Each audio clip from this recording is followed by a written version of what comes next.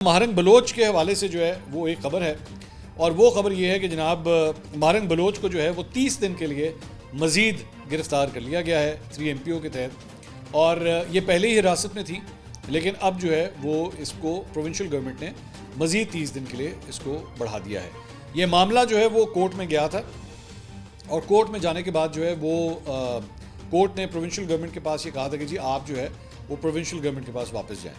اور وہ یہ فیصلہ کریں گے کہ انہوں نے کیا کرنا ہے، تو انہوں نے ان کو مزید 30 دن کے لیے جو ہے وہ اریسٹ کر لیا ہے۔ اب ظاہری بات ہے BYC کے لیے جو ہے یہ پرابلمٹک سچویشن ہے۔ اوپر سے ہوا یہ ہے کہ اختر مینگل صاحب جو ہیں وہ آلریڈی اپنے دھرنے سے بھی اب اٹھ چکے ہیں۔ ایک تو ان کا تھا نا کہ ان کی طرف سے کوئی سپورٹ آ رہی ہوگی، وہ بھی دھرنے سے اٹھ چکے ہیں، اور لیکن البتہ انہوں نے اپنے یہ آپ اسکرین پہ دیکھ رہے ہوں گے اپنے جلسوں کا اسکیجول جو ہے وہ جاری کیا ہے۔ انہوں نے کہا جی خضدار میں 23 اپریل، گوادر میں 25 اپریل،